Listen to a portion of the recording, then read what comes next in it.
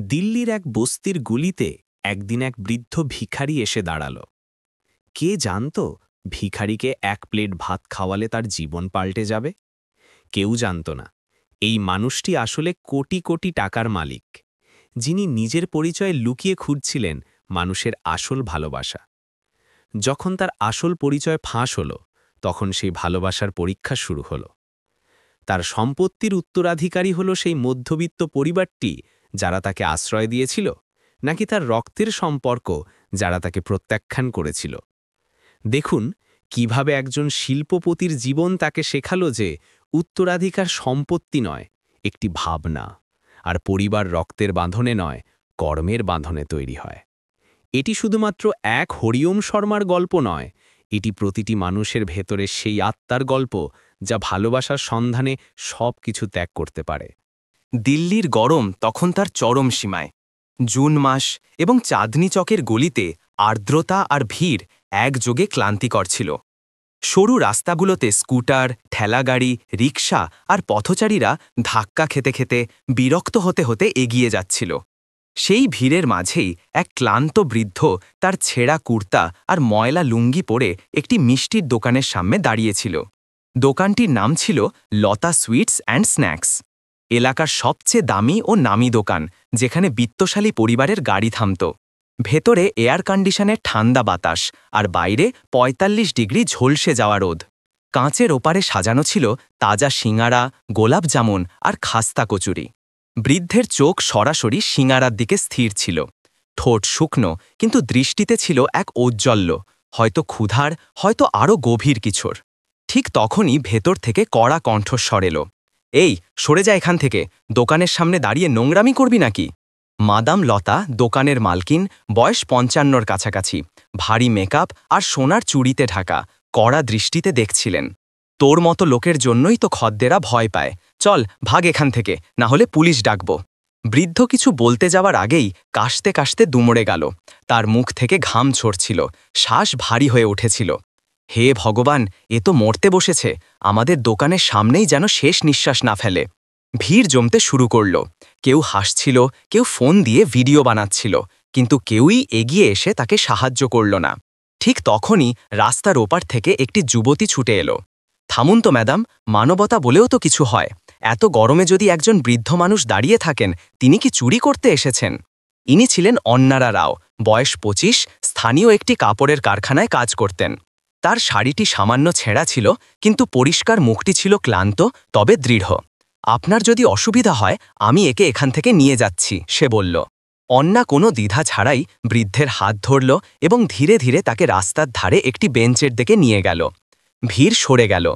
দোকানের মালিক বকতে বকতে ভেতরে চলে গেল। "বাবা, জল নিন।" অন্না তার ব্যাগ থেকে জলের বোতল বের করল। বৃদ্ধ কাঁপতে কাঁপতে বোতলটি নিলেন এবং ছোট ছোট চুমুকে জল পান করতে লাগলেন। মুখে এক সন্তুষ্টির রেখা ফুটে উঠল। "আপনার নাম কি?" "বাবা, আমি হরিওম শর্মা।" কণ্ঠস্বর ছিল খুব ক্ষীণ। "আপনার কোনো বাড়ি নেই?" "ছিল, অনেক আগে।" তারপর নীরবতা। অন্না কিছুক্ষণ তাকে দেখল, তারপর বলল, "আমার কাছে খুব বেশি কিছু নেই, কিন্তু আমার বাড়ি কাছেই। মা আছে, ছোট ভাই রোহান আছে। যদি চান, কিছুদিন আমাদের সাথে থাকতে পারেন।" বৃদ্ধ কয়েক মুহূর্ত তার দিকে তাকিয়ে রইলেন, চোখে যেন কিছু ডুবেছিল। তারপর ধীরে ধীরে মাথা নাড়লেন। রাজঘাট কলোনি দিল্লির একটি পুরনো, কিছুটা জরাজীর্ণ এলাকা, কিন্তু পাড়ায় ছিল আন্তরিকতা। সেখানেই ছিল অন্যার ছোট ২ কামরার বাড়ি। দেওয়ালগুলো রোদে ঝলসানো, ছাদ টিনের। ভেতরে ঢুকতেই সাবিত্রী আম্মা সামনে এলেন। সাদা শাড়ি পরা, কপালে লাল টিপ আর হাতে আটা মাখা চুড়ি। "কে মা?" "মা, ইনি হরিওম বাবা, গরমে রাস্তায় অজ্ঞান হয়ে যাচ্ছিলেন। কেউ শুনতে রাজি ছিল না। আমি ভাবলাম কয়েকদিন আমাদের সঙ্গে থাকুক।" সাবিত্রী আম্মা কয়েক মুহূর্ত চুপ থেকে মাথা নাড়লেন। "ঠিক আছে, খিদে পেয়েছে বাবা?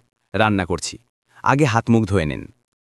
রোহানও বাইরে এলো, রোগা, পাতলা, চশমা পরা, দ্বাদশ শ্রেণীর ছাত্র। "দিদি, এ কে?" "আমাদের নতুন অতিথি।" বাবা হাসলেন, প্রথমবারের মতো মন খুলে। রোহান হাত জোর করে প্রণাম করল এবং বলল, "বাবা, আপনি আরাম করুন, আমি পাখাটা ঠিক করে দিচ্ছি। একটু গরম, কিন্তু মন থেকে ঠান্ডা পাবেন।" হরিওম বাবা সেদিন রাতে বিছানায় শুলেন না। তিনি বারান্দায় বসে রইলেন, হাতে একটি পুরনো ছবি। সেই ছবিতে একজন মহিলা, যার কোলে এক নবজাতক শিশু, পেছনে এক আলিশান বাংলো, যার নাম ফলক পড়া যাচ্ছিল শর্মা ভবন, গ্রেটার কৈলাস, দিল্লি। তার চোখ থেকে জল ঝরছিল। তিনি ছবিটি বুকে চেপে ধরলেন। অন্না জানালা থেকে সব দেখল। সে কিছু বলতে যাচ্ছিল, কিন্তু থেমে গেল। সেদিন রাতে তার প্রথমবার মনে হল যে এই বৃদ্ধের নীরবতার পেছনে এক গভীর গল্প লুকিয়ে আছে। রাজঘাটে সেই ছোট গলিতে জীবন হয়তো সাদামাটা ছিল, কিন্তু হৃদয়ে ছিল আপনজনতা, আর সম্পর্কে ছিল উষ্ণতা। হরিওম শর্মা, যিনি একসময় আলিশান জীবনের মালিক ছিলেন, এখন সেই গলিরই এক সাধারণ বাড়িতে তার জীবনের সবচেয়ে শান্ত কিন্তু সবচেয়ে সত্যিকারের দিনের শুরু করছিলেন। সাবিত্রী আম্মা তার জন্য বাড়ির এক কোণে পুরনো কাঠের চারপায়া পেতে দিলেন। তার ওপর একটি পাতলা গদি আর নরম কম্বল রাখা হলো। ঘরে একটি পাখা ছিল, যা ধীর গতিতে ঘুরত, কিন্তু তাতে ছিল এক লোড়ের মতো সুর, এক আপনজনতা, যা শীতাতপ নিয়ন্ত্রিত ঠান্ডায় কখনো অনুভূত হতো না। প্রথম সকালে হরিওম তাড়াতাড়ি ঘুম থেকে উঠলেন। বারান্দায় বসে তিনি উদীয়মান সূর্যকে দেখলেন, যে সূর্যকে তিনি বছরের পর বছর ধরে কাঁচের জানালা দিয়ে দেখেছিলেন। আজ প্রথমবার তার উষ্ণতা অনুভব করলেন। অন্না ঘুম থেকে উঠে তাকে তুলসী গাছে জল ঢালতে দেখে অবাক হল। বাবা, আপনি এত সকালে উঠে পড়লেন? মা, এখন আর আগের মতো ঘুম আসে না, কিন্তু এই সকালটা দারুণ শান্তি দেয়। রান্নাঘর থেকে ঠুকটাক আওয়াজ আসছিল। সাবিত্রী আম্মা আলু পরোটা বানাচ্ছিলেন। বাবা, চায়ে চিনি কম নেবেন না বেশি? আপনি যা দেন সেটাই অমৃত লাগে, তিনি হেসে বললেন। সকালের জলখাবারের পর রোহান কলেজ যাওয়ার জন্য তৈরি হল। যেতে যেতে সে হরিওমকে প্রণাম করে বলল, বাবা, আজ গণিতের পরীক্ষা আছে, একটু ভয় লাগছে। ভয় পেও না বাবা, শুধু প্রশ্নগুলোকে বন্ধু মনে করে সমাধান করতে শেখো, আর যদি চাও রাতে আমি পড়াতে পারি, বাবা বললেন। রোহান প্রথমে চমকে গেল, তারপর বলল, আপনি অঙ্ক? একসময় পুরো ব্যবসার হিসাব নিজেই করতাম বাবা, হরিওম বললেন। রোহান হাসল, তাহলে আজ থেকে আপনি আমার টিউটার? দিন গড়াতে থাকল। অন্না কারখানায় চলে গেল এবং বাবা সময় কাটাতেন ঘরের ছোট ছোট কাজ করে, পাখা পরিষ্কার করা, পুরনো আলমারির তালা ঠিক করা, আর উঠোনে গজিয়ে ওঠা তুলসী গাছে সার দেওয়া। দুপুরে সাবিত্রী আম্মা তাকে মুগ ডাল আর ভাত পরিবেশন করলেন। তিনি প্রথম গ্রাস মুখে নিয়ে কয়েক মুহূর্ত চোখ বন্ধ রাখলেন। অনেক দিন হয়ে গেল এমন খাবার খাইনি। এটা শুধু ডাল ভাত নয় মা, এটা মায়ের মমতা। সন্ধ্যায় অন্না ফিরল, ক্লান্ত কিন্তু হাসি মুখে। বাবা দরজা খুললেন, আর যেন ঘরের আলো আবার ফিরে এলো। আজ কাজ কেমন ছিল? ক্লান্ত, কিন্তু মন হালকা, কারণ এখানে বাড়ি আছে আর আপনি আছেন। রাতে রোহানার বাবা একসঙ্গে বসে গণিতের প্রশ্ন সমাধান করল। বাবা তাকে শুধু উত্তর বলে দিলেন না, বরং ভাবার পদ্ধতি শেখালেন। বাবা, জীবনও প্রশ্নের মতোই হয়, কখনো সরল, কখনো জটিল, কিন্তু যদি মনোযোগ দিয়ে দেখো, প্রতিটি প্রশ্নের একটি সমাধান থাকে। ধীরে ধীরে পুরো পাড়ায় খবর ছড়িয়ে গেল যে রাও পরিবার একজন অসহায় বৃদ্ধকে আশ্রয় দিয়েছে। কেউ প্রশংসা করল, কেউ ফিসফিস করল, কিন্তু সাবিত্রী আম্মা একদিন প্রতিবেশীকে স্পষ্ট ভাষায় বলে দিলেন, আমাদের বাড়িতে যে আসে সে অতিথি নয়, ভগবান হয়। হরিওম বাবা কোনো বোঝা নয়, তিনি আমাদের আপনজন। বাবা এখন পাড়ার বাচ্চাদের মধ্যে জনপ্রিয় হয়ে উঠেছিলেন। কেউ তাকে বাবাজি বলতো, কেউ দাদু। তিনি সবাইকে গল্প শোনাতেন, কখনো পরীর, কখনো নিজের জীবনের, যদিও পরিচয় গোপন রেখে। তবে সবচেয়ে প্রিয় গল্পটি ছিল এক রাজার, যিনি তার মেয়েকে ছাড়া সবকিছু ভুলে গিয়েছিলেন। এক সন্ধ্যায় যখন পুরো পরিবার খাওয়ার টেবিলে বসেছিল, বাবা হঠাৎ জিজ্ঞাসা করলেন, তোমরা সবাই রোজ একসঙ্গে খাবার খাও? অন্না হাসি মুখে বলল, হ্যাঁ, এটাই তো দিনের সেরা অংশ। বাবার চোখ ভিজে এলো।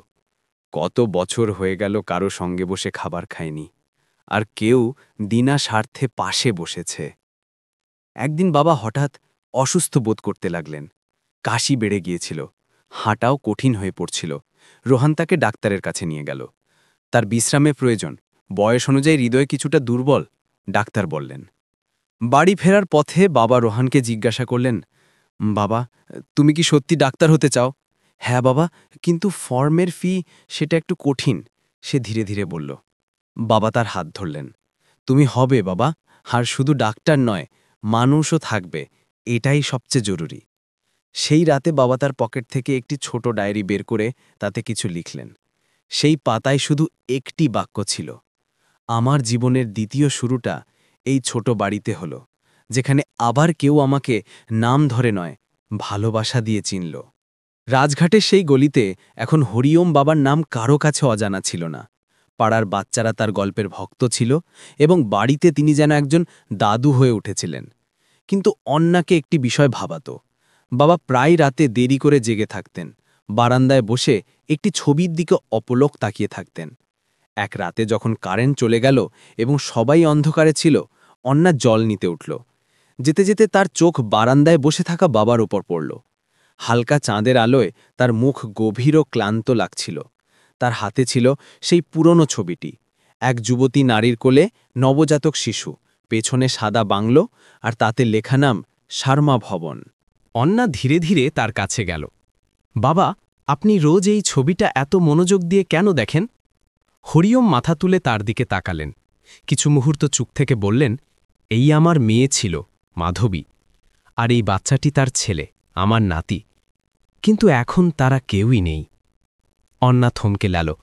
কি হয়েছিল তাদের? হরিওমের কণ্ঠ কাঁপতে শুরু করল।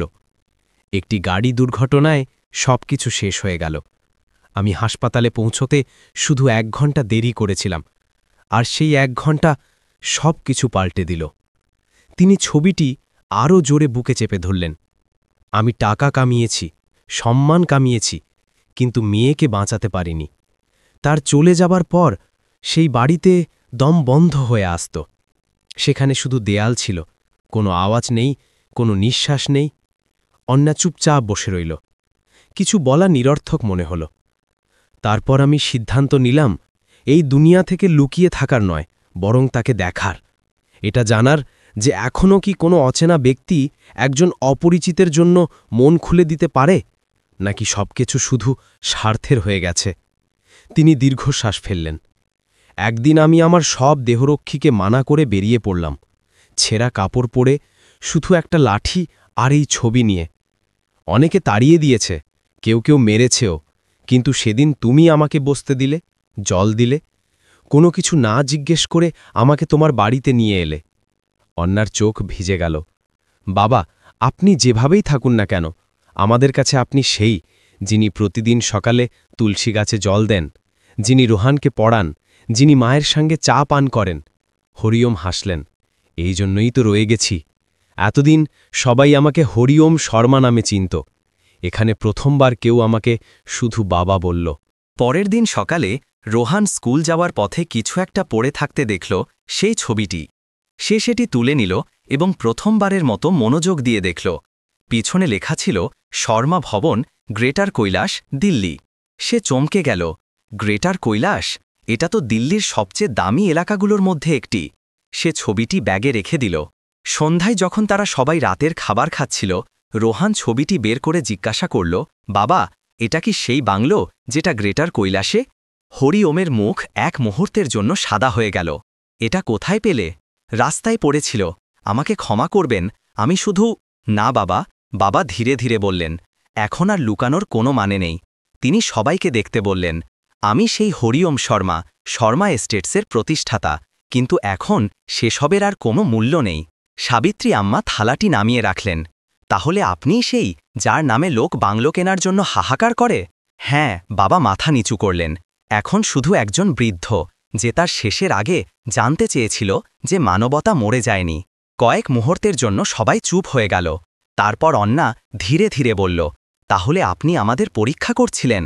না মা, আমি নিজেকে পরীক্ষা করছিলাম যে আমি কি এখনও কারো ভালোবাসার যোগ্য কিনা। সাবিত্রী আম্মা তার দিকে তাকিয়ে বললেন, বাবা, যদি আপনি আপনার টাকা আর নাম ছাড়া আমাদের বাড়িতে ততটাই প্রিয় থাকেন, তবে এটাই আপনার আসল উপার্জন। বাবার চোখ থেকে জল গড়িয়ে পড়ল।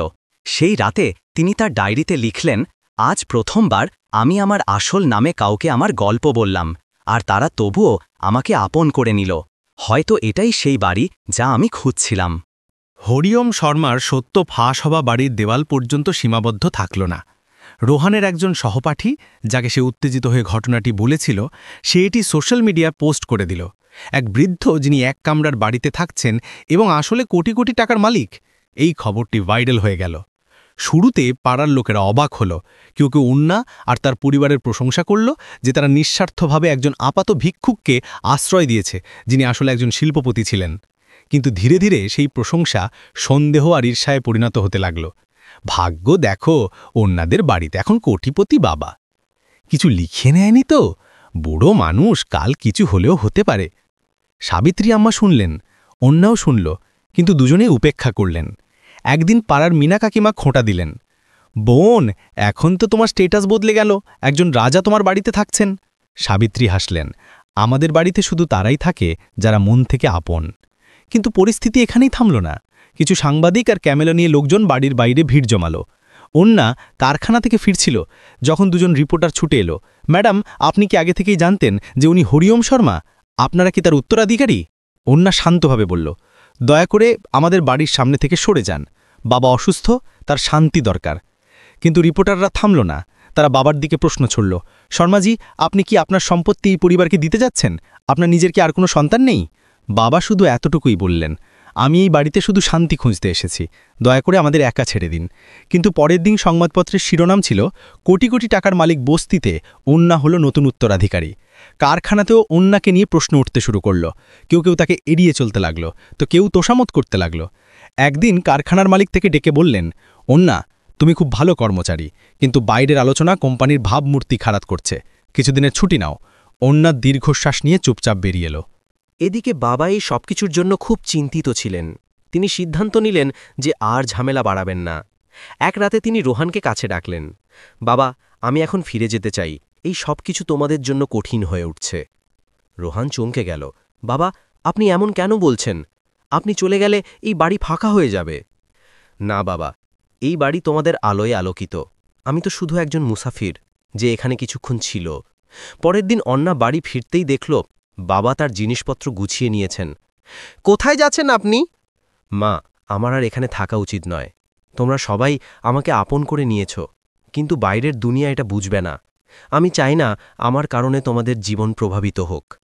অন্যার চোখে জল ভরে এলো। তাহলে আপনিও সেই সব লোকের মতোই যারা স্বার্থ মিটলে আর থামে না? বাবা থমকে গেলেন। আপনি বলেন যে আমরা আপনাকে মন থেকে আপন করে নিয়েছি, এখন যখন একসঙ্গে থাকার সময় এসেছে তখন আপনি চলে যাচ্ছেন। বাবা কিছু বললেন না, শুধু দরজার দিকে এগোতে লাগলেন। ঠিক তখনই সাবিত্রী আম্মা ডাক দিলেন, দাঁড়াও হরিয়ম! এতক্ষণ আমরা চুপ ছিলাম, কারণ আমরা ভেবেছিলাম সব শান্ত হয়ে যাবে, কিন্তু এখন যখন তুমি যাওয়ার কথা বলছো তখন শুনে নাও। তিনি এগিয়ে গিয়ে বাবার হাত ধরলেন। এই বাড়ি তোমারও, বাইরের পৃথিবী যা খুশি বলুক, আমরা জানি আমরা কাকে আপন করেছি। তুমি একা যাবে না। বাবার চোখ থেকে জল বইতে লাগল। কিন্তু তোমাদের জীবনের প্রভাব পড়ছে। আমাদের তাতে কিছু যায় আসে না, অন্যা বলল। যে সমাজ হৃদয়ের সততা দেখতে পায় না, তার পরোয়া কেন করব? বাবা থেমে গেলেন। সেই রাতে তিনি প্রথমবার পরিবারের সামনে তার পুরো গল্প শোনালেন। কিভাবে তিনি তার জীবন শুরু করেছিলেন এক সাধারণ পরিবার থেকে, কিভাবে তার ব্যবসা বেড়ে উঠল, কিভাবে তিনি সবকিছু হারালেন, এবং তারপর কিভাবে এই পরিবার তাকে জীবনের দ্বিতীয় সুযোগ দিল। শুনতে শুনতে লোহান ধীরে ধীরে বাবার হাত ধরল। বাবা, আপনি কোথাও যাচ্ছেন না, আমরা সবাই একসঙ্গে লড়ব, যাই ঘটুক না কেন।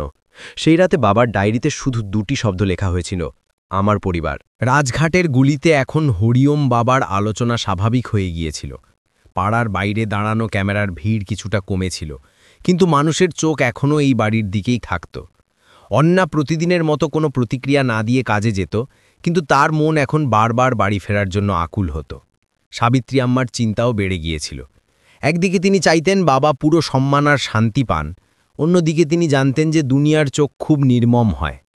কিন্তু বাবা, যিনি প্রতিদিন ডায়েরিতে কিছু না কিছু লিখতেন, এখন চুপ ছিলেন। তার নীরবতা ঘরের উঠোন পর্যন্ত ছড়িয়ে গিয়েছিল। একদিন সন্ধ্যায় যখন বাবা তুলসী গাছে জল দিচ্ছিলেন, অন্যা তার কাছে এলো। বাবা, কদিন ধরে আপনি কিছু লেখেননি, আপনি কি চিন্তিত? বাবা হাসলেন। চিন্তিত নই, ভাবছি। অনেক উত্তর নিজের মধ্যে খুঁজছি। কেমন উত্তর? বাবা দীর্ঘশ্বাস নিলেন।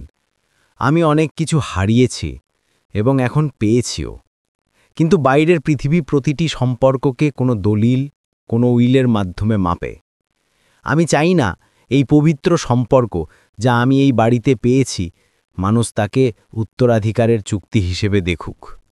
অন্যা বুঝল যে বাবার মনে এক গভীর দ্বন্দ্ব চলছে। সেই রাতে বাবা রাতের খাবারের পর সবাইকে বৈঠকখানায় ডাকলেন। আমি একটি কথা বলতে চাই, তিনি ধীরে কিন্তু স্পষ্ট কণ্ঠে বললেন। আমি জানি আমার অতীত তোমাদের সবার জীবনে ঝড় তুলেছে। আমি দুঃখিত, কিন্তু এখন সময়ে এসেছে যে আমি একটি সিদ্ধান্ত নিই যাতে তোমাদের ওপর কোনো প্রশ্ন না ওঠে। সাবিত্রী আম্মা জিজ্ঞাসা করলেন, কেমন সিদ্ধান্ত? বাবা একটি ছোট কাগজ বের করলেন। এটি আমার সম্পত্তির একটি নতুন উইল। অন্না আর রোহান চমকে গেল। বাবা, আপনি এটা কেন করছেন? অন্না জিজ্ঞাসা করল। যাতে দুনিয়াকে জবাব দেওয়া যায় যে আমি এখানে স্বার্থে নয়, সত্যিকারের আন্তরিকতায় থাকছি। তারপর তিনি সেই উইল সবার সামনে পড়লেন। আমি হরিওম শর্মা ঘোষণা করছি যে আমার সমস্ত স্থাবর অস্থাবর সম্পত্তির ব্যবস্থাপনা মাধবী ফাউন্ডেশন নামক একটি ট্রাস্টের দ্বারা পরিচালিত হবে, যা শিক্ষা ও স্বাস্থ্য পরিষেবা নিয়ে কাজ করবে। এই ট্রাস্টের ৩ জন প্রধান ট্রাস্টি হবেন অন্না রাও, সাবিত্রী রাও এবং রোহান রাও। ৩ জনই স্তব্ধ ছিলেন। বাবা এগিয়ে বললেন, এই সিদ্ধান্ত আমি নিয়েছি কারণ তোমরা আমাকে পরিচয় ছাড়া, আশা ছাড়া আপন করে নিয়েছ। এই সম্পত্তি এখন কোনো ব্যক্তির নয়, একটু অনুভূতির হবে, আমার মেয়ে মাধবীর স্মৃতি আর তোমাদের নিঃস্বার্থতার। সাবিত্রী আম্মার চোখ ভিজে গেল। তুমি আমাদের মন জয় করে নিলে হরিওম। এখন আমাদের কোনো কাগজের দরকার নেই। তোমার সঙ্গই আমাদের জন্য সবচেয়ে বড় সম্মান। বাবা মাথা নিচু করলেন। ঠিক তখনই আরেকটি মোড় এলো। এক পুরনো চাকর রঘুবীরের আগমন। রঘুবীর, যিনি শর্মা ভবনে বাবার সঙ্গে ৩৫ বছর ছিলেন, এখন সাদা দাড়ি আর ক্লান্ত পায়ে এসে পৌঁছলেন। মালিক, আপনাকে খুঁজতে খুঁজতে আমার চোখ ক্লান্ত হয়ে গেল। তিনি কেঁদে উঠলেন। বাবা তাকে বুকে জড়িয়ে ধরলেন। রঘু, তুমি? মালিক, আমাদের মনে হয়েছিল আপনি এই দুনিয়া ছেড়ে চলে গেছেন। এখন পুরো স্টাফ ছত্রভঙ্গ হয়ে গেছে। শর্মা ভবন জনশূন্য পড়ে আছে। কেন? কারণ আপনিই তার আত্মা ছিলেন। সবাই আপনার স্মৃতি নিয়ে বেঁচে ছিল, কিন্তু আপনার চলে যাওয়ার পর কেউ দায়িত্ব নেয়নি। বাবা গম্ভীর হয়ে গেলেন। রঘু, আমি এখন ফিরে যাব না। কিন্তু হ্যাঁ, শর্মা ভবনকে আবার আলোকিত করতে হবে, এখন একটি পরিষেবা কেন্দ্র হিসেবে। রঘু হাত জোড় করলেন। আমি আপনার সঙ্গে আছি মালিক। বাবা আবার ঘরের লোকেদের দিকে তাকালেন। তোমরা সবাই আমার সঙ্গে এই দায়িত্বে সামিল হবে? অন্না বিনা দ্বিধায় বলল, আমরা আপনার সঙ্গে আছি বাবা। যেমন আপনি আমাদের আপন করেছেন, এখন আমরা আপনার সংকল্পকে আপন করব। রোহান হাসল। এখন তো নামও পেলাম, মাধবী ফাউন্ডেশন। বাবার চোখ দিয়ে জল গড়িয়ে পড়ল। সেই রাতে ডায়েরিতে তিনি লিখলেন, আজ আমি শুধু একটি ট্রাস্ট তৈরি করিনি, আমি একটি পরিবারকে উদ্দেশ্য দিয়েছি। এখন যা পাওয়া যাবে তা শুধু আমার নয়, আমাদের সবার হবে। শীতের সকাল ধীরে ধীরে কড়া নাড়ছিল। রাজঘাটের গলিতে হালকা কুয়াশা ছেয়েছিল, কিন্তু রাও পরিবারের বাড়িতে ছিল এক আলাদা শক্তি। আজ তাদের প্রথম পদক্ষেপ, মাধবী ফাউন্ডেশনের ভিত্তি স্থাপনের দিন। বাড়ির উঠোনে বাবা একটি নতুন ডায়েরি নিয়ে বসেছিলেন। অন্না তার কাছে এসে বসল। বাবা, আপনি লেখা শুরু করছেন? বাবা হাসলেন। হ্যাঁ, এখন যা লিখব তা শুধু আমার মনের নয়, এই বাড়ির ইতিহাস হবে। অন্না তার কাছে একটি নথি রাখল। এই সেই জমি যা চাঁদনি চকের কাছে খালি পড়ে আছে। আমরা সেখানে প্রথম ক্লিনিক আর গ্রন্থাগার খুলতে পারি। বাবা মনোযোগ দিয়ে দেখলেন। সেই জমি পুরনো কোঠির কাছে না, যেখানে একসময় আমার প্রথম দোকান ছিল? হ্যাঁ, অন্না বলল, এখন সেই জায়গাতেই আমরা মানুষের জন্য এক নতুন শুরু করব। সন্ধ্যায় সাবিত্রী আম্মা প্রথমবার বাড়ি থেকে বেরিয়ে পাড়ার মহিলাদের আমন্ত্রণ জানালেন। কাল থেকে আমরা পুরনো কাপড়, বই আর বাসনপত্র সংগ্রহ করব। যারা অভাবী তাদের দেব। কিছু মহিলা ইতস্তত করলেন, তোমাদের বাড়ির মালিক তো কোটিপতি, এখন দানও করবে নাকি? সাবিত্রী হাসলেন, দান নয়, সেবা করব, কারণ এখন আমরা সবাই একসঙ্গে আছি। ধীরে ধীরে পাড়ার মনোভাব বদলাতে শুরু করল। যখন তারা দেখল যে বাবা নিজেই প্রতিদিন সকালে মাটিতে বসে বই সাজাচ্ছেন, বাচ্চাদের সঙ্গে কথা বলছেন, তখন তাদের ভেতরের সন্দেহ ভাঙতে শুরু করল। রোহান স্কুলের বাচ্চাদের জন্য একটি বিনামূল্যে টিউটরিং সেন্টার শুরু করল। বাবা বলেন, জ্ঞান যত বিলি করা হয় তত বাড়ে। ফাউন্ডেশনের প্রথম সাফল্য এলো যখন একজন ছোট রিকশাওয়ালার ছেলে বোর্ড পরীক্ষায় পুরো পাড়ায় প্রথম স্থান অধিকার করল। মিডিয়া আবারও এলো, কিন্তু এবার আলাদা উদ্দেশ্যে। শর্মাজি, আপনি এত টাকা হাসপাতালে কেন লাগাচ্ছেন না? এই ছোট টিউশন, ছোট ক্লিনিক দিয়ে কি পার্থক্য হবে? বাবা উত্তর দিলেন, বড় ইমারত তৈরি করা সহজ, মন জয় করা কঠিন। আমরা আগে বিশ্বাস তৈরি করতে চাই, এটাই আসল চিকিৎসা। তার উত্তর ভাইরাল হয়ে গেল।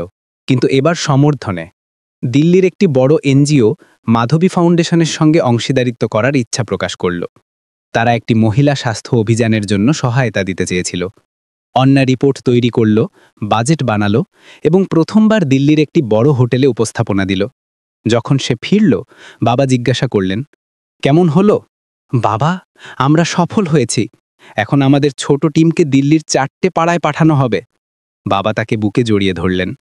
আমার মেয়ে যদি এটা দেখতে পেত, হয়তো সেও এতই গর্ব করত।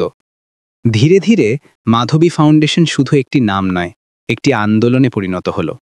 কিন্তু এই সব কিছুর মাঝখানে একটি চিঠিও এলো শর্মা ভবনের পুরনো বোর্ড অফ ট্রাস্টিজের পক্ষ থেকে। তারা বাবাকে মনে করিয়ে দিচ্ছিল যে তার অনুপস্থিতিতে কোম্পানিতে অস্থিরতা এসেছে, তাদের উচিত যে তিনি আবার কোম্পানির দায়িত্ব নিন। বাবা কিছুক্ষণ চুপ রইলেন, তারপর চিঠিটি মুড়ে একদিকে রেখে দিলেন। আপনি কি ফিরে যেতে চান? অন্না জিজ্ঞাসা করল। বাবা নাড়ানাড়ি করলেন। আমি সেখানের প্রয়োজন ছিলাম, এখানের অংশ। পার্থক্যটা এটাই। সেই সন্ধ্যায় বাবা প্রথমবারের মতো একটি জনসভায় প্রকাশ্যে বক্তৃতা দিলেন।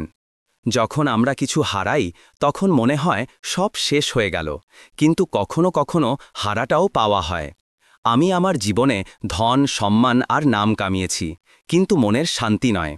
এখন এই চা, এই গলি, এই বাচ্চাদের মধ্যে যে আপন জনতা আছে, সেটাই আমার সবচেয়ে বড় সম্পত্তি। সভার শেষে করতালি হচ্ছিল, কিন্তু বাবার চোখ সেই ভিড়ে একটি মুখ খুঁজছিল, যে মুখটি এখন আর নেই, মাধবী। রাতে ডায়েরিতে তিনি লিখলেন, আজ আমি খুশি, কিন্তু অসম্পূর্ণ নই। এখন অসম্পূর্ণতাও আমার অংশ। এই ফাউন্ডেশনে আমার মেয়ের নাম আছে, আর এই পরিবারে তার আত্মা। আমি আর কোথায় যাব? মাধবী ফাউন্ডেশনের খ্যাতি এখন চাঁদনি চক থেকে বেরিয়ে দিল্লির অনেক এলাকা পর্যন্ত ছড়িয়ে পড়েছিল। ছোটদের পড়াশোনা, মহিলাদের জন্য স্বাস্থ্য শিবির আর বয়স্কদের জন্য ত্রাণ প্রকল্প, এই সব কিছু ধীরে ধীরে আকার নিচ্ছিল। হরিওম বাবা এখন আগের চেয়েও বেশি শক্তিপূর্ণ লাগতেন। সকালে তাড়াতাড়ি উঠে বাচ্চাদের গল্প শোনানো, তারপর স্বেচ্ছাসেবকদের দিক নির্দেশনা দেওয়া তার নতুন দৈনিক রুটিন হয়ে গিয়েছিল। রোহান আর অন্নাও তাদের নিজেদের দায়িত্ব পালন করছিল। কিন্তু এরই মাঝে একটি অপরিচিত মুখ দরজায় এলো। এক যুবক, যার চোখে প্রশ্ন আর হাতে একটি ফাইল। আমি কুণাল শর্মা, সে বলল। হরিওম শর্মার নাতি। অন্না স্তব্ধ হয়ে গেল। আপনি? হ্যাঁ, সে বলল। আমার বাবা আপনার বাবার ছেলে, সমীর শর্মা। তিনি কয়েক বছর আগে গেছেন। আমি খবরে পড়লাম যে দাদু বেঁচে আছেন এবং এখানে থাকছেন, তাই দেখা করতে এলাম। হরিওম, যিনি বৈঠকখানায় বসেছিলেন, এই কথা শুনে ধীরে ধীরে দরজার দিকে তাকালেন। তুমি সমীরের ছেলে? তিনি জিজ্ঞাসা করলেন, যেন নিজের জীবনের একটি পুরনো বইয়ের পাতা উল্টাচ্ছেন। কুণাল মাথা নাড়ল। হ্যাঁ, আর আমি জানতে চাই আপনি কেন আমাদের সঙ্গে সম্পর্ক ছিন্ন করলেন? আপনার নাতি হিসাবে কি আমার কোনো অধিকার নেই? ঘরে নীরবতা নেমে এলো। হরিওম ধীরে ধীরে বললেন, তোমার বাবা আমার কাছে শুধু নাম আর ধন চেয়েছিল, আপন জনতা নয়। আমি বছরের পর বছর অপেক্ষা করেছি, কিন্তু যখন প্রতিটি কথা শুধু উইল আর ভাগ বাটোয়ারাতেই সীমাবদ্ধ হয়ে গেল, তখন আমি নিজেকে আলাদা করে নিলাম। কুণাল কিছুটা কড়া সুরে বলল, তাহলে আপনি যে ধন সম্পত্তি ছেড়েছেন তা শুধু সেই লোকেদের জন্য যাদের কাছে আপনি মানসিক শান্তি পান? আপনার রক্তের কি হবে? অন্না মাঝখানে এলো। আমরা বাবার কাছ থেকে কিছু চাইনি, না টাকা, না নাম, শুধু তাকে একজন মানুষ হিসেবে বুঝেছি এবং আপন করে নিয়েছি। কুণাল অবজ্ঞার সঙ্গে বলল, হতে পারে, কিন্তু যখন নামের সিলমোহর পড়ে তখন আসল উদ্দেশ্য সামনে আসে। হরিওম গভীর শ্বাস নিলাম। কুণাল, যদি তুমি এখানে শুধু উত্তরাধিকারের লড়াইয়ের জন্য এসে থাকো, তবে আমি তোমাকে স্পষ্ট করে দিচ্ছি, এখন আমি কোনো ব্যক্তির নয়, একটি চিন্তাধারার প্রতিনিধি। আমার পরিবার এখন তারা, যারা আমার সাথে আছে, রক্তের বাঁধনে নয়, কর্মের বাঁধনে যুক্ত। কুণাল হাসল। দেখবেন দাদু, অনুভূতি ভালো, বক্তৃতায় ভালো লাগে, আইনে নয়। সে ফাইলটি ফেলে রেখে চলে গেল। কয়েকদিন পর মাধবী ফাউন্ডেশন একটি আইনি নোটিশ পেল। হরিওম শর্মার সম্পত্তির উত্তরাধিকারী হিসেবে কুণাল শর্মা দাবি করেছিল যে ট্রাস্টের সম্পত্তি অবৈধভাবে হস্তান্তর করা হয়েছে এবং তা পুনর্বিবেচনা করা হোক। অন্না চিন্তিত ছিল, কিন্তু বাবা শান্ত। এখন কি আমরা থেমে যাব? সে জিজ্ঞেস করল। বাবা বললেন, না, সত্যকে আদালতের প্রয়োজন হয় না, কিন্তু যখন আদালত সামনে থাকে তখন তারও সত্য শোনা উচিত। বাবা তার আইনজীবীর সঙ্গে দেখা করে ট্রাস্টের সমস্ত আইনি কাঠামো আবার পরীক্ষা করালেন এবং নিজে আদালতে সাক্ষ্য দিতে প্রস্তুত হলেন। শুনানির দিন এলো। কুণালের উকিল বললেন, আমরা মানি যে হরিওম শর্মার এই পরিবারের প্রতি আবেগ প্রবল, কিন্তু একটি পাবলিক ট্রাস্ট গঠন শুধুমাত্র আবেগের উপর নয়, প্রক্রিয়ার উপর ভিত্তি করে হওয়া উচিত। ট্রাস্টের গঠন কি নিরপেক্ষ ছিল? এতে কি ইচ্ছাকৃতভাবে উত্তরাধিকারীদের বাদ দেওয়া হয়েছিল? বাবা শান্ত স্বরে উত্তর দিলেন, আমি আমার জীবনে অনেক সিদ্ধান্ত নিয়েছি, কিছু ব্যবসায়িক, কিছু ব্যক্তিগত, কিন্তু এই ট্রাস্ট একটি এমন সিদ্ধান্ত যা আমি আমার আত্মার কণ্ঠস্বর শুনে নিয়েছি। যদি আদালত আমাকে জিজ্ঞেস করে যে আমি আমার নাতিকে কেন সামিল করিনি, তবে আমি এটাই বলবো, কারণ সে আমাকে কখনো পরিবার মনে করেনি। বিচারক পুরো কথা শুনলেন এবং মামলার পরবর্তী তারিখ নির্ধারণ করলেন। মিডিয়া আবার সক্রিয় হয়ে উঠল। এবার প্রশ্ন ছিল, একজন কোটিপতি কি তার রক্তের সম্পর্ক প্রত্যাখ্যান করতে পারেন? আবেগ আর পরিবার কি আইনের ঊর্ধ্বে? বাবা এখন এই সব কিছুর মধ্যে ক্লান্ত হয়ে পড়ছিলেন। এক সন্ধ্যায় যখন তিনি ডায়েরিতে কিছু লিখছিলেন, অন্না তার কাছে এলো। বাবা, আপনি কি অনুশোচনা করছেন? বাবা হেসে বললেন, না, শুধু ভাবছি একজন মানুষ কি দুবার একই পরীক্ষা দিতে পারে? অন্না বলল, যদি প্রথম বর্ষের হৃদয় দিয়ে পাশ করে থাকে তবে হ্যাঁ। বাবা ডায়েরি বন্ধ করে বললেন, তৈরি থেকো, পরের বার আমি আদালতে শুধু জবাব নয়, একটি স্বপ্ন নিয়ে যাব। আদালতের ঘর লোকে লোকারণ্য ছিল। মিডিয়া, সামাজিক সংগঠন এবং সাধারণ নাগরিক থেকে শুরু করে দিল্লির বড় ব্যক্তিত্ব পর্যন্ত সবার চোখ ছিল এখন এই মামলার দিকে। হরিওম শর্মা, যিনি একসময় কোটিপতি ব্যবসায়ী হিসেবে পরিচিত ছিলেন, এখন একজন সমাজকর্মী, একজন দার্শনিক এবং সবচেয়ে গুরুত্বপূর্ণভাবে একটি পরিবারের অংশ হয়ে উঠেছিলেন। আর আজ তিনি আদালতে নিজে সাক্ষ্য দেবার সিদ্ধান্ত নিয়েছিলেন। কুণাল শর্মা এবং তার আইনজীবী আগে থেকেই উপস্থিত ছিলেন। তাদের যুক্তি ছিল সোজা, ধনের অধিকার রক্তের। ট্রাস্ট ঘোষণার আগে আইনি উত্তরাধিকারীদের সম্মতি কেন নেওয়া হয়নি? বিচারক হরিকে বললেন, শ্রী শর্মা, আপনি আপনার বক্তব্য পেশ করুন। হরিওম উঠলেন। সাদা কুর্তা পায়জামায় তার মুখ শান্ত কিন্তু দৃঢ় ছিল। মাননীয় বিচারপতি, আমাকে এটা প্রমাণ করতে হবে না যে আমি কতটা ধনী ছিলাম। এটাও প্রমাণ করা জরুরি নয় যে আমি কি ছেড়ে গেলাম।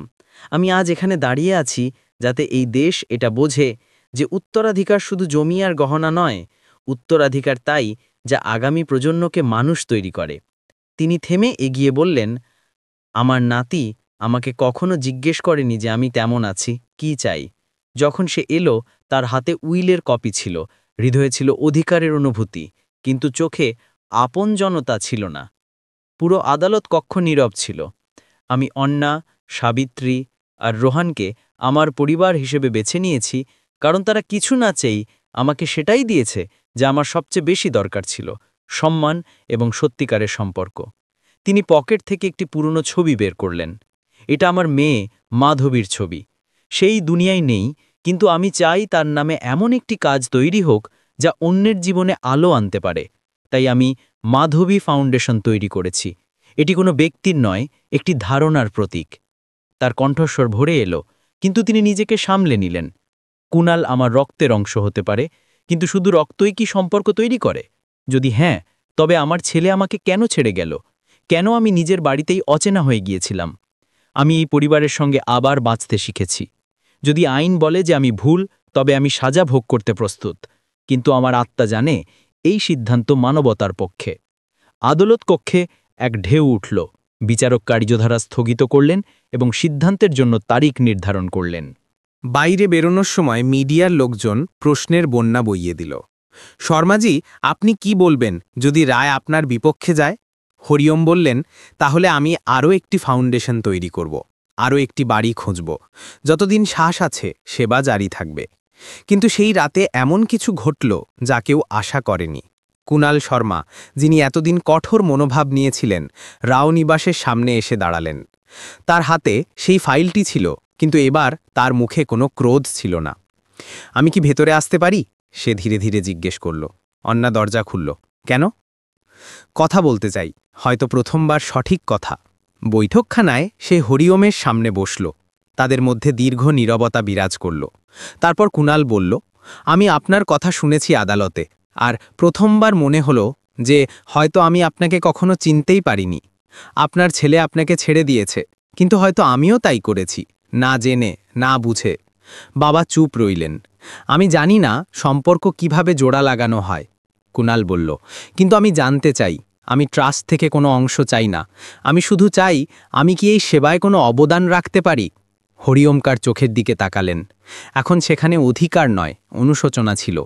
সম্পর্ক যখন ভেঙে যায় তখন তা জোড়া লাগাতে সময় লাগে, কিন্তু যদি তুমি সত্যিই সঙ্গে দিতে চাও, তবে কাল মাধবী ফাউন্ডেশনে একটি নতুন লাইব্রেরি বিভাগ শুরু হচ্ছে। তুমি তার উদ্বোধন করতে পারো। কুনালের চোখ ভিজে গেল। পরের দিন মিডিয়া একটি নতুন দৃশ্য দেখল। হরিওম শর্মা, অন্না, সাবিত্রী, রোহান এবং কুনাল সবাই একসঙ্গে দাঁড়িয়ে একটি ছোট্ট লাইব্রেরির উদ্বোধন করছেন। বোর্ডে লেখা ছিল, জ্ঞান কা দ্বীপ, মাধবীর স্মৃতিতে। বাবা সেই সন্ধ্যায় ডায়েরিতে লিখলেন, আজ আমি একা ছিলাম না, না রক্তের কারণে, না নামের কারণে, বরং এই কারণে যে কেউ মন থেকে যুক্ত হওয়ার চেষ্টা করেছে। আর এটাই তো আসল উত্তরাধিকার। সকালের আলো চাঁদনি চকের গলিতে ধীরে ধীরে ছড়িয়ে পড়ছিল। পুরনো বাড়ির দেওয়ালে হালকা রোদ নামছিল, আর সেই আলোয় রাও নিবাসের উঠোনে বসা হরিওম শর্মা একটি পুরনো মানচিত্র দেখছিলেন। কুনাল পাশে বসেছিল, এখন আগের মতো সংকোচে নয়, বরং এক সত্যিকারের কৌতূহল আর শ্রদ্ধার সঙ্গে। এটা কি দাদু? সে জিজ্ঞেস করল। এটা আমার প্রথম ব্যবসার মানচিত্র, বাবা বললেন। 70-এর দশকে আমি আমার স্বপ্নের প্রথম কাঠামো এর উপর তৈরি করেছিলাম।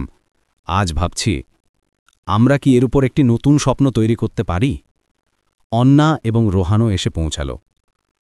আপনার মানে কোনো নতুন প্রজেক্ট? অন্না জিজ্ঞেস করল। নতুন নয়, বাবা বললেন, সেই পুরনো স্বপ্ন, শুধু এবার আত্মা দিয়ে যুক্ত করে। আমি চাই মাধবী ফাউন্ডেশন এখন শুধু ক্লিনিক, টিউটরিং সেন্টার বা গ্রন্থাগারেই সীমাবদ্ধ না থাকুক।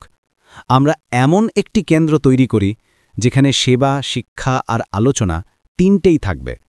একজন মানুষের দরকার ওষুধ, দিক নির্দেশনা আর আলোচনা, আর আমরা সেই সব একটি ছাদের নিচে দেব। রোহানের চোখ ঝলসে উঠল। ট্রাস্টের কাছে এখন পর্যাপ্ত সম্পদ আছে, আর যদি আমরা দিল্লির বাইরের এলাকায় জমি দেখি, তবে একটি সেবাগ্রাম তৈরি হতে পারে, অন্না বলল। এবং সেখানে আমরা মহিলাদের জন্য সেলাই কেন্দ্র, যুবকদের জন্য ডিজিটাল সাক্ষরতা ক্লাস এবং বয়স্কদের জন্য ডে কেয়ারের মতো সুবিধা যুক্ত করতে পারি, কুনাল বলল। আমি কিছু স্থপতিকে চিনি যারা সামাজিক নকশা নিয়ে কাজ করে। আমরা কিছু উদ্ভাবনী তৈরি করতে পারি, পরিবেশ বান্ধব এবং স্বনির্ভর। বাবা কিছুক্ষণ চুপ রইলেন, তারপর বললেন, যদি তোমরা সবাই তৈরি থাকো, তবে আমি আমার অবশিষ্ট সমস্ত ব্যক্তিগত সম্পত্তি এই প্রকল্পের নামে করে দেব।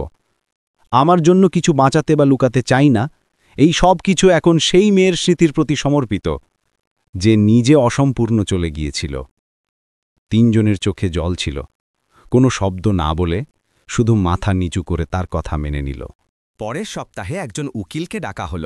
সমস্ত সম্পত্তি হস্তান্তর কাগজপত্রে করা হল। মিডিয়া আবার সরব হল, কিন্তু এবার বাবা নিজেই প্রেসকে ডাকলেন। তিনি সাংবাদিকদের বললেন, আমি চাই না আমার মৃত্যুর পর মানুষ এই বিতর্ক করুক যে আমি কাকে কি দিয়েছি।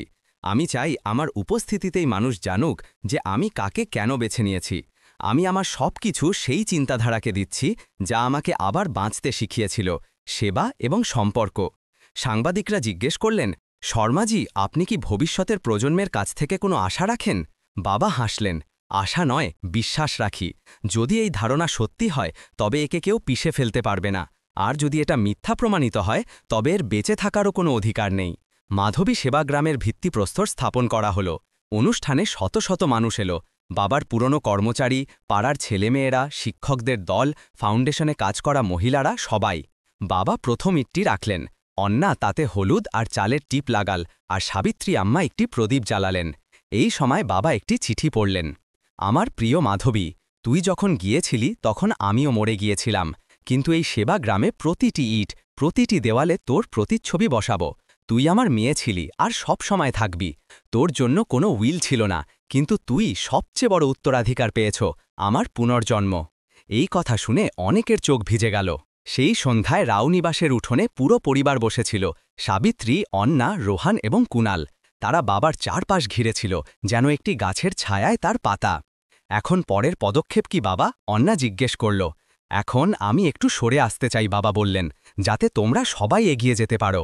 নেতৃত্ব এখন তোমাদের। আমি পরামর্শদাতা হব, কিন্তু পরিচালনা তোমাদের হাতে থাকবে। অন্যা তার হাত ধরলেন। আমরা আপনার আশা কখনো নষ্ট হতে দেব না। কুণাল ধীরে ধীরে বলল, দাদু, আমি কি আবার আপনার নাতি হতে পারি? হরিওম হেসে তাকে জড়িয়ে ধরলেন। তুমি কখনো আমার নাতি ছিলে না বাবা, ছেলে ছিলে, এখন সঠিক অর্থে হয়ে গেলে। সেই রাতে ডায়েরিতে তিনি লিখলেন, যখন সম্পর্ক ক্ষমতার সম্পত্তি থেকে উপরে ওঠে তখনই তাকে সম্পর্ক বলে। আজ আমি আমার জীবনে প্রথমবার দেখলাম পরিবার রক্ত দিয়ে নয়, কর্ম দিয়ে তৈরি হয়, আর এটাই আমার অন্তিম উত্তরাধিকার। মাধবী সেবাগ্রামের নির্মাণ 1 বছর পূর্ণ হয়েছিল। প্রতিটি ইট, প্রতিটি কোণ এখন জীবন দিয়ে ভরে গিয়েছিল। হরিওম শর্মা আজ সেই স্থানে দাঁড়িয়েছিলেন যেখানে কয়েক মাস আগে শুধু খালি জমি ছিল, আর এখন সেখানে একটি স্বপ্ন নিঃশ্বাস নিচ্ছিল। তার চারপাশে জীবন গুঞ্জন করছিল। সামনে বাচ্চাদের একটি দল মাঠে বই নিয়ে বসেছিল, অন্যদিকে মহিলারা তাদের সেলাই কেন্দ্রে ব্যস্ত ছিল। একটি বৃদ্ধাশ্রমের বারান্দায় বসে থাকা বৃদ্ধরা একে অপরের সঙ্গে হাসি ঠাট্টা করছিল। বাতাসে শুধু ধুলো নয়, বরং একটি আত্মা ছিল, সেবার। অন্যা এখন ফাউন্ডেশনের প্রধান হয়ে উঠেছিলেন, একটি নতুন কর্মশালার পরিকল্পনা বোঝাচ্ছিলেন। রোহন ডিজিটাল লার্নিং সেন্টারে যুবকদের কম্পিউটার শেখাচ্ছিল, এবং কুণাল, যে একসময় সম্পত্তি চাইতে এসেছিল, এখন মন প্রাণ দিয়ে একজন প্রশাসনিক স্তম্ভ হয়ে উঠেছে।